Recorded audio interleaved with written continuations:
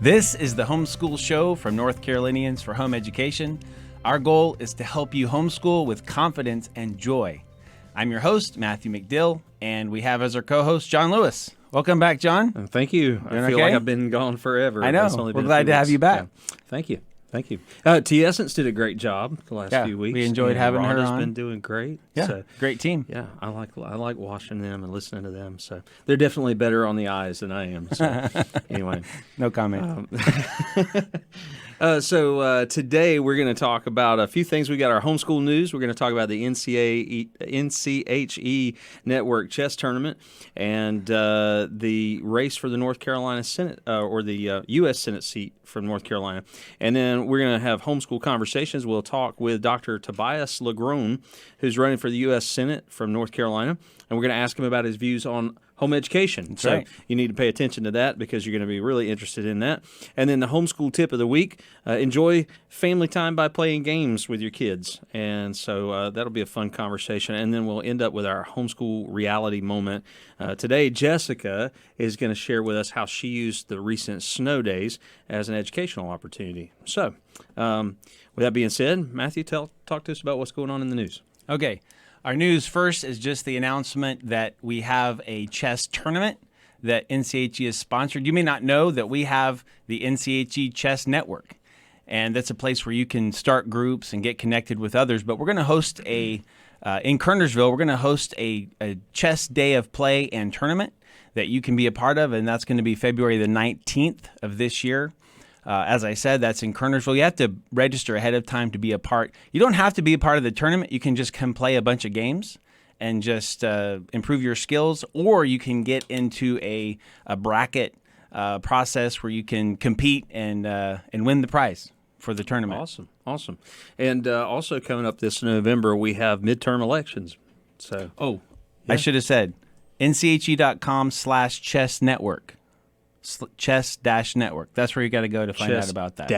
Network. All right. There's a dash. Midterms. Go to midterms. The dash is important. Don't forget that. All right. And we have midterm elections coming up this November. And included in those is a bid for the U.S. Senate seat from North Carolina. Now, this is one of 34 seats in the Senate that's going to be contested. And our Republican incumbent for U.S. Senator Richard Burr, who's served for several terms in the past, is not seeking re-election. So in order for us to help inform the homeschool families out there about what's going on in North Carolina and the folks who are running, we want to take some time to interview some folks that are that have put their hat in the ring for this position. And so we've asked all of them to answer some questions for us. So Matthew, why don't you talk to us about the questions that we've sent out to our candidates? Yeah, so we sent them 3 pretty simple questions. One is, what is your view of home education? 2, do you believe any changes need to be made to the law in North Carolina about homeschooling? And finally, will you protect the rights of parents to freely teach their children at home? And we've sent these by email to the 11 declared candidates that we're aware of, and 4 have responded. And we're going to be putting their answers in an article in the Greenhouse magazine, the spring issue of the Greenhouse magazine that will be coming out in March. And so you'll be able to read that there. But we're also inviting them to be on the show. So hopefully you'll get to hear from as many of those as possible, or who will be able to respond. Yeah, awesome. That's awesome. And today, one of those candidates for the U.S. Senate seat from North Carolina that is going to answer questions for us is Dr. Tobias Legrone. Now, you haven't had an opportunity to talk to Dr. Legrone already, so what can you tell us about him? Well, and I also learned from him and from his website some interesting information. He grew up in the country working on a farm. Okay. And listen to this quote, John. He remembers his mother, Margaret, teaching him his alphabet with the book in her right hand and a belt to keep his attention focused in her left hand. This sounds like a version of homeschooling to me right there. He fulfilled his parents' dreams and became the first in his immediate family to earn a college degree. Awesome. He holds a Bachelor of Art in Political Science from Jackson State University and a Master of Divinity and a Doctor of Ministry from Memphis Theological Seminary. Dr. Legrone is a clinical pastoral psychologist, a purpose-centered life coach, a licensed clinical addiction specialist in private practice in Greensboro, and Dr. Lagrone is the senior pastor of Soul House Christian Fellowship in Greensboro. Oh, awesome. So we're going to welcome him to the show. We're going to put it on here. How you doing, sir? I'm doing well, gentlemen. All right. We are so glad you could join us. Thank you. So I really appreciate your bio there, and a small version of homeschooling maybe there with mom teaching you the alphabet at home. Certainly. She made sure that I knew my alphabets. The story behind that, I actually started reading at the age of 3. Oh, wow. And during that time, we did not have pre-K, so to speak. Right. Grandmother and grandfather was pre-K. So by the time I started the first grade, I had spent too much time in the summertime playing. And one of the church members, who was my first grade teacher, called after school and told my mom that I could not say my ABCs. And my mother knew I knew my ABCs, but I got distracted with too much summer play, and mom gave some positive reinforcement to make sure the next day I was saying A, B, C, D, E, F, G. I was singing. That's a smart mama. Smart mama. That's like Nehemiah building a wall with one hand and weapon in the other. Yeah. Yes. So I saw on your website an interesting description of you being a pro-life conservative Democrat. I can't say I've run into a whole lot of those, so I'm curious as to how you understand that and how you would help us understand your position there. Thank you for that question.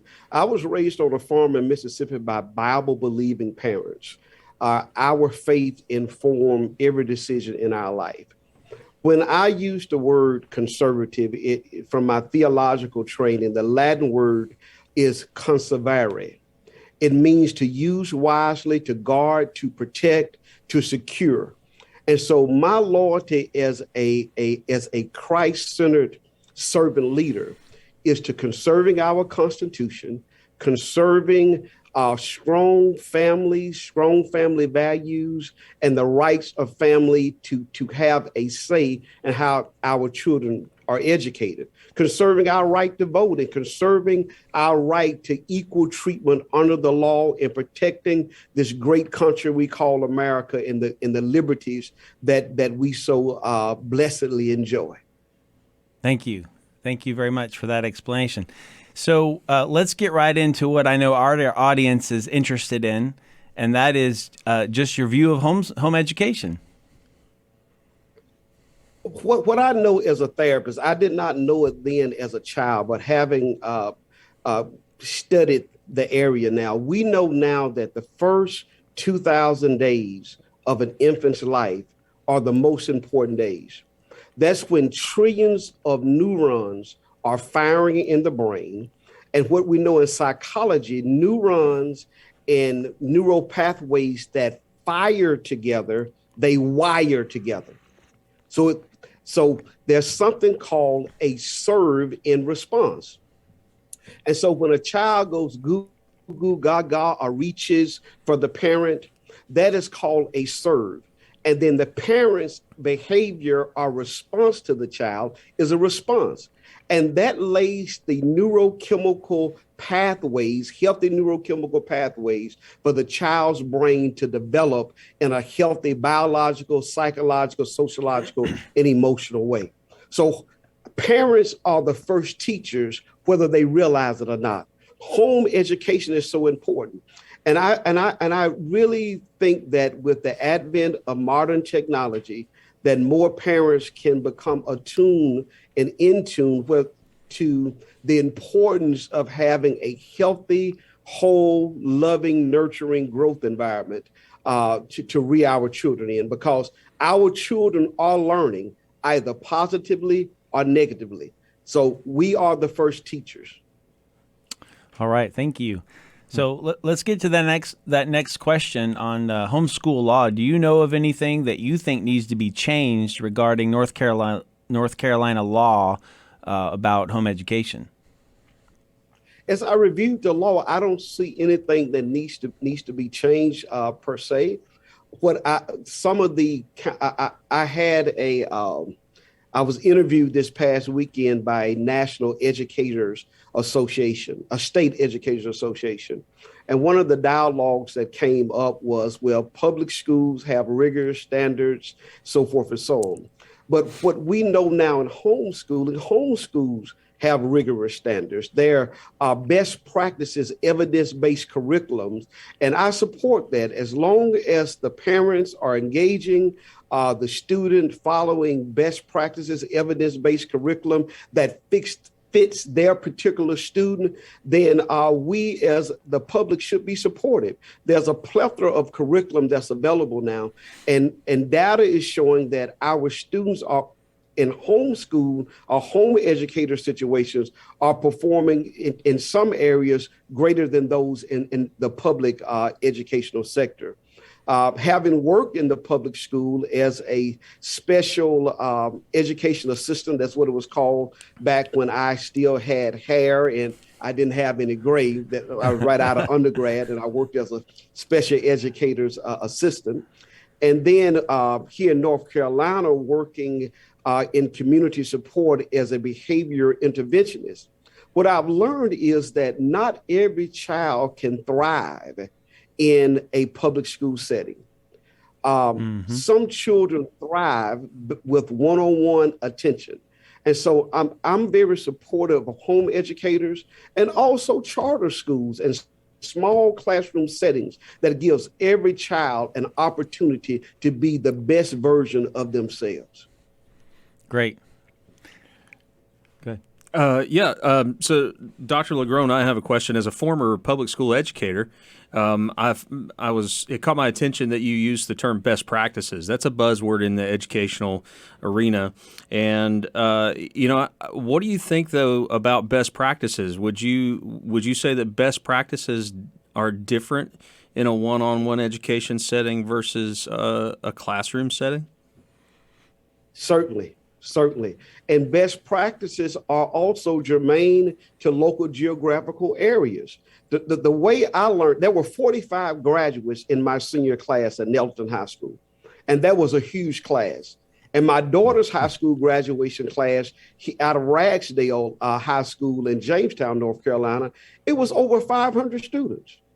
And so best practices for the small community I'm from was curriculum that was tailored to the needs of the locale for which I was being educated. And it was agreed upon by the PTA, by parents, by the educators of what works for the small town of Nelson, Mississippi. And so parents need to be empowered as home educators, what works for their students. And is it one curriculum? Is it a mixture of curriculum? But at the end of the day, we want to make sure that our children can compete against the rising tide of China, of Germany, of Switzerland, of Sweden, of Nigeria, of students all around Russia, students all around the world. And as long as our children are getting what they need to be competent citizens, we as servant leaders, I don't call myself a politician, but if I'm fortunate enough to become elected, I will continue to be a servant leader serving our community and empowering pro-family policies. I'm glad to hear you say that, because when you hear the term best practices, immediately from my perspective as a former public school educator and a homeschool parent for the last over a decade, I immediately my mind goes to is that a reference to some sort of standards that you would want to lay onto the homeschool families to have them conform to a public school strategy or public school version of best practices. So to hear you say that that's not your intent, that your definition of best practices really is the freedom of the parents to make that decision for their context and their kids is really, really important. And I think our families need to hear that. Good. Yeah, that's a great point. And I want to get to this last question that they're, of course, very concerned about, and that is, as a senator, if you were to have that position, will you help protect the rights of North Carolina citizens and families to freely homeschool their children? I most definitely will. It is important. Too many of our children get left behind in the public school settings. The classroom, and my mother-in-law retired from teaching after 40 years. My brother was in public education for 15 years. And I served for 2 years. And I'm jealous of you, Matthew. You were able to keep your hair in your beard. So I'm jealous. Having, you are blessed to have served in education that long. Just for a little while. Come out with hair. But I would most certainly protect our families. And I think it's about building relationships and being accessible for parents to contact me and ask questions. No, Dr. LeGrone, what's happening on the national level? What's working in Arizona? What's working in Idaho? What's working in Virginia? What's working in Mississippi, Alabama, Tennessee, and Georgia in the home educators sector? Watch this. But I also would add this. How do we empower home educators to have access to the needs of the Toyota plant that's coming here? There are going to be particular needs, and how to link those families with community colleges who are going to be in the loop with those corporations that are coming. So our children coming out of the home educator setting, homeschool setting, will be prepared to go in and get some of these high paying jobs like Apple and Toyota. And even today in Guilford County, the county commissioners and the city council is meeting. There's something called a Thunderbird project. They're supposed to bring 1,700 jobs, some major airline industry place. So we need to equip and empower our parents, our homeschool students to be fully equipped to compete in this global economy. And that's what I would do as your servant leader. And your website is ncnewday.com. Is that correct? That is correct. ncnewday.com. And please, ma'am, please, sir, check it out. As whoever becomes the senator needs to be aware of how all the pieces fit. You go to my website, you're going to see information about how I will help protect workers from being replaced by artificial intelligence.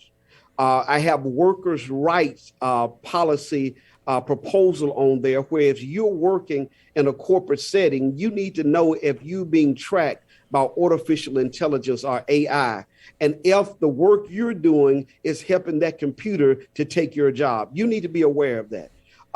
Thirdly, you need to know when you take these assessment tests, whether on Indeed or you interviewed by a corporation, you need to know how that information is being used. These exams, they call them compatibility exams, but as a licensed therapist, I know they are psychological assessments. They are assessing your temperament. They are assessing a plethora of things. And we need to know as a public, how is this data being used? Is there some shadow profile being built on you that's held out there in cyberspace that other companies are getting? And that's the reason why you're being denied jobs. So I'm here to empower the people. And I understand how all the pieces fit. I grew up in the era of George Jetson, and now we're living in that reality. So I understand how the pieces fit, what the new quantum age is going to be, what's happening with Meta, but also what is happening around our kitchen table, and how too many times our quote unquote politicians have left us out to dry and did not give us the information we need to make competent decisions for our families. And I promise to do that. We've been talking to Dr. Tobias LeGrone. We sure appreciate you joining us today. And again, you can go to ncnewday.com to find out more about him. Hopefully we'll talk to you again soon. Thank you, gentlemen. Okay. God bless you. All right. Bless you. Thank you. God bless It's a you, pleasure. home educators. Awesome. That was great, Matthew. Glad we were able to talk to him. And before we move into the tip of the week, we want to tell you about a great opportunity that we have for you right now. This month, NCHE members have the opportunity to get 25% off of the Fundamentals of Chess workshop. This is a 6-week program. It's a unique opportunity to play games and improve skills in problem solving, deductive reasoning, and creative thinking by solving chess puzzles and executing a systematic process to beat your opponent. And this workshop is going to be taught by Stephen Bloom, a top 10 chess player in Canada. So, yeah. And if you're already a member of NCHE, then you probably hopefully you received an email telling you how to take advantage of that. If you're not a member and you want to take part, you can go to nche.com/join, find out about how to join, and then when you get your confirmation email, we'll let you know how to get access to that 25% off and get your kids started learning about chess right away. Awesome. And our homeschool tip of the week is to enjoy family time by playing games with your kids. You guys play a lot of games at your house? We do. Yeah. What about you? We do, not as much right now as we did at one point, but our kids like card Something games. change? Busy? Yeah, busyness. Well, we got, all about busy homes and lots of people in there. What about chess? You play chess? It's been a long time since we should bring a board and have a live stream. You would win, probably.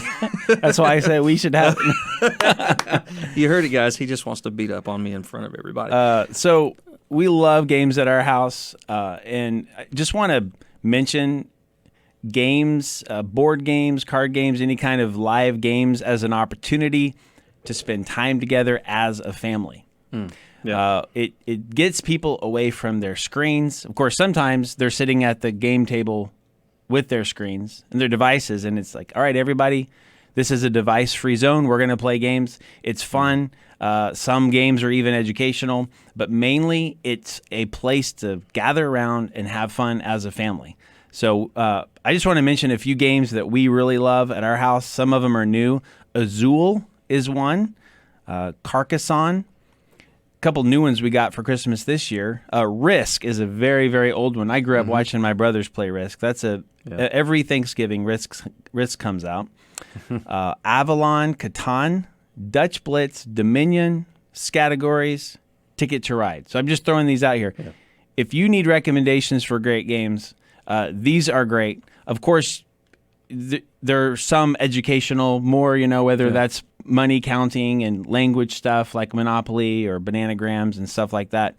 But if you don't have a thing that your family does, especially in the winter, you can't go out and you want to just sit around and do something different, but you want to do something as a family, playing a game is one of those great things to do. My speed is more like Go Fish, War, stuff like that. The simple games. The simple games for the simple-minded. Anyway, our homeschool reality moment today, we're going to listen to Jessica. She's going to share with us how she turned the snow days we had recently into a learning opportunity. So let's take a listen. All right. Hi, I'm Jessica. This is Benjamin. This is our homeschool reality moment. We got a lot of snow this week, as many of you all might have. And it's funny, back in October when I was doing my lesson plans, we had planned a unit study for this week on snow. So that worked out very well.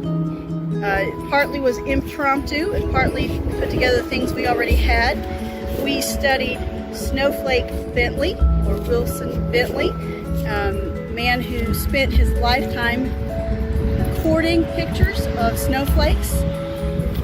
And we studied snowflakes ourselves. We looked at the weather videos that were on all the TV stations and learned the difference in air temperatures and ground temperatures that make us either have snow or sleet, freezing rain. So a very helpful thing to learn.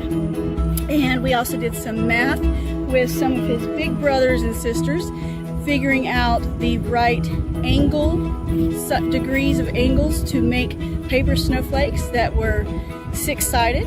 So we got some math in with that and art at the same time. And of course had lots of fun out here in the snow. One of the wonderful things about homeschooling is that we can adjust our day to whatever the weather brings or life brings our way. We can enjoy it, have fun, and learn a lot as we do it. Awesome. You guys do stuff like that? Impromptu lessons on Sure. whatever happens. Yeah. Yeah. It comes up when maybe we're listening to the news or they encounter lots of things, and we'll have those discussions, you know? Yeah. That's one of the great things about homeschooling is Yeah. that you can One of you the can best. flex it, right?